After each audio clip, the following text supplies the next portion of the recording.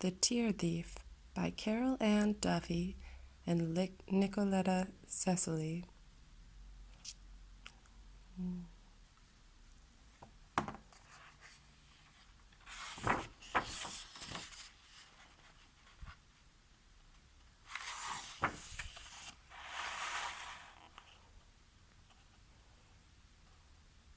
Late one evening, the Tear Thief crept into a town. The Tear Thief was invisible and carried a silvery waterproof sack on her back. Only if you happened to look into a puddle as she was passing could you see what the Tear Thief looked like, because a puddle was the one thing that showed her reflection. The Tear Thief had short, spiky white hair and big gray eyes. She wore a handkerchief dress and silk slippers that made no sound as she walked.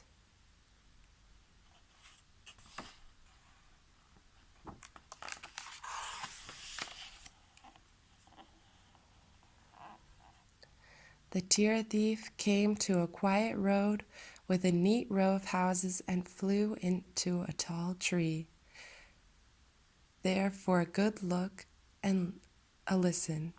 It was the hour between supper and bedtime.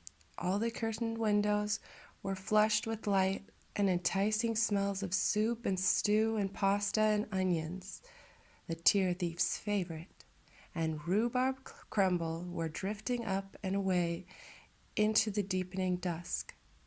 The Tear Thief listened hard with sharp ears. "Boo-hoo-hoo!" a child was crying.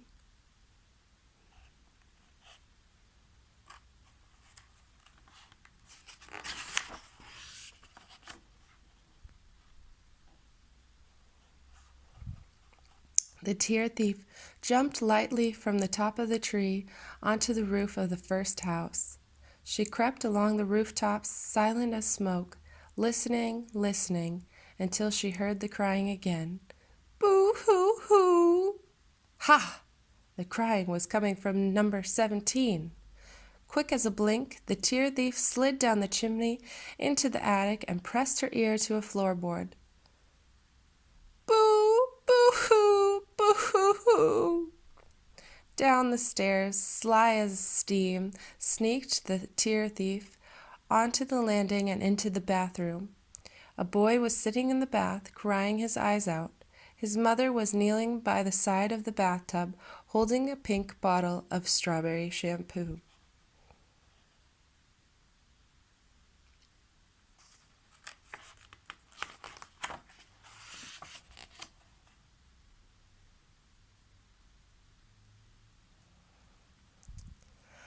The Tear Thief sat perched on the edge of the bath, watching excitedly and loosening the top of her sack.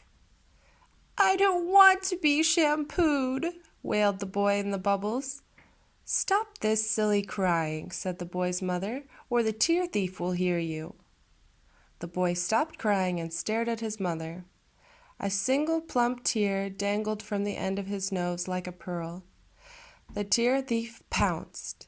In one quick movement, she snatched the gleaming tear from the boy's nose and popped it into her sack. "Oh!" gasped the boy, as his last tear seemed to disappear into thin air. "I told you," said his mother. "That was probably the Tear Thief."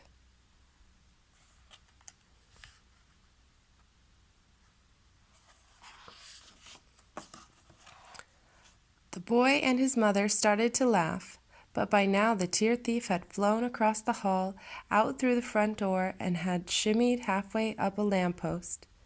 She sat on the top, swinging her legs and listening. "Wah, wah, wah." Through an open upstairs window at number 25 came the sound of bad-tempered screaming and sobbing.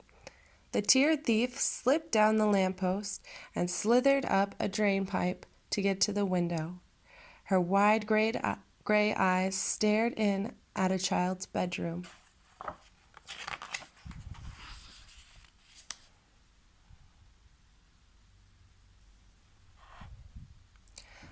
A red-faced girl in a nightdress was jumping up and down, having a terrible tantrum, and scattering tears all over the room like fistfuls of gravel.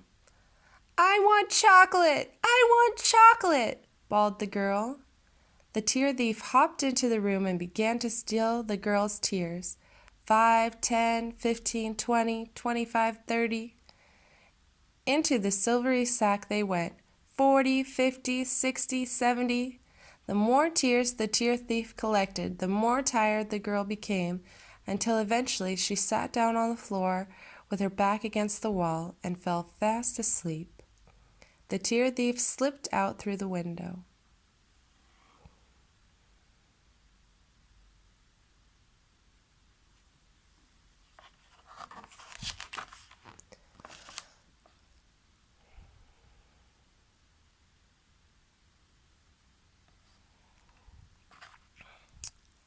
A light rain began to fall, orange under the streetlights. The tear thief worked hard. She stole the oddly long tears of a boy who had trapped his finger in a flute. She stole the tiny tears of a baby having her nappy changed. Into the sack the tears shed by a pair of twins fighting over an orange teddy bear. Into the sack 2 pear-shaped tears from the sly cheeks of a boy who'd been caught telling a lie about a big hole in his trousers.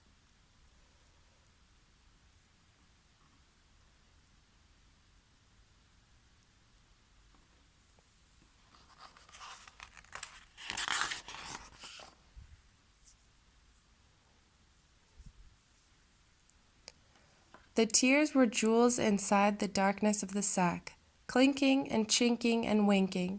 Tears of rage were red and glowed like rubies. Tears of envy or jealousy were as green as emeralds. Tears of self-pity were turquoise. Scared tears were white like moonstones, and guilty tears were amber. Rain gurgled and chuckled in the gutters. Here and there a puddle stared up from the pavement.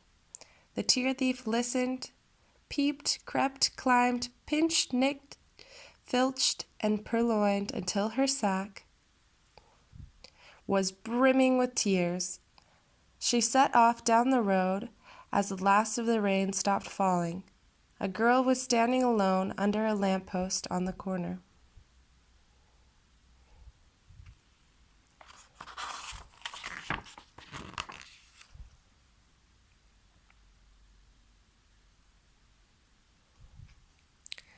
As the tear thief sneaked past the girl, she noticed she was quietly crying.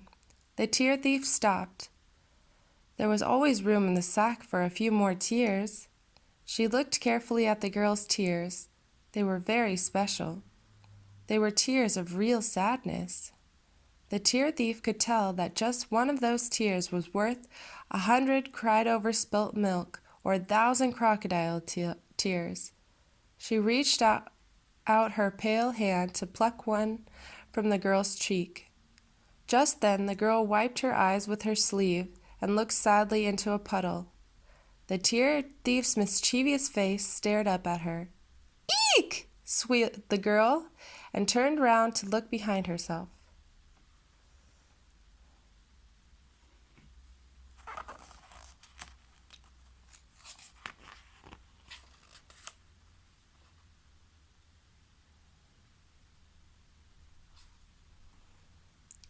There was nobody there.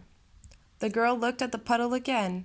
Sure enough, there was the reflection of the tear thief in the water. "Who are you?" asked the girl. "I am the tear thief." The girl knelt down by the puddle and stared hard at the tear thief's reflection. "How old are you?" "As old as joy and sorrow." "Where do you live?" "In every place where children cry." "Were you going to steal my tears?" "Yes," said the tear thief in the puddle. "Your tears are the most precious tears of all. They are worth more than diamonds."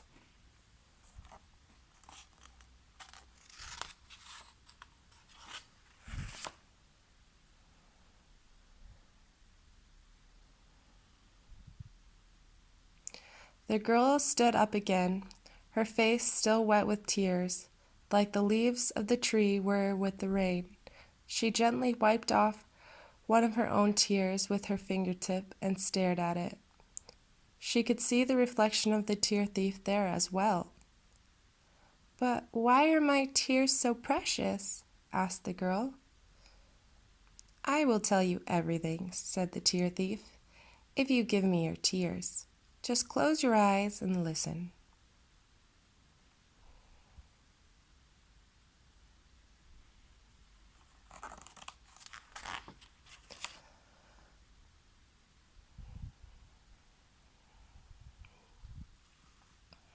So the girl closed her eyes, and the tear thief gathered the tears from her eyelashes and cheeks as she whispered to her, "Each night, in the hour between supper and bedtime, I visit a different street and steal the tears of every child who cries. When my sack is full, I climb up to the moon, and I pour my sack of tears into the moon's light. The light of the moon is made from tears of laughter or pain or anger or boredom, from every kind of tear you can think of. But the most beautiful part of the moon's light comes from tears of pure sadness, and that is what your tears are." "Yes," said the girl. "It's because I've lost my little dog."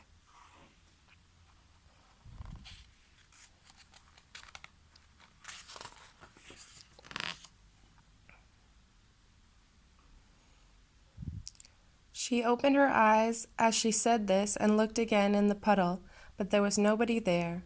She ran along the street to the next puddle and stared into it, then the next, and the next, and the next.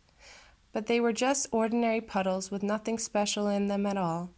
The girl ran around the corner, looking down at all the puddles as she ran. Then she ran round another corner and another, searching in every puddle for one more glimpse of the tear thief. But it was no use. The tear thief was gone. "Woof!" The girl looked up. "Woof, woof!" A little black dog with a white chest was sitting under a tree at the end of the street. The girl called out her dog's name. "It's you," she said. "I've found you." And so she had. Her lost dog was splashing towards her through the puddles.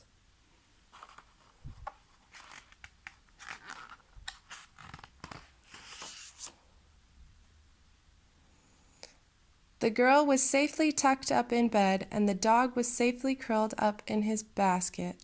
The rain had stopped completely now, and all the puddles were shrinking.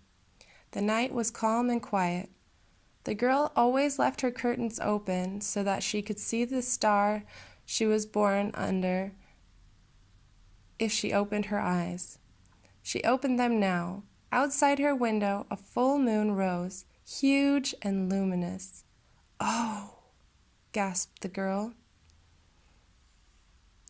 She got out of bed and went to the window.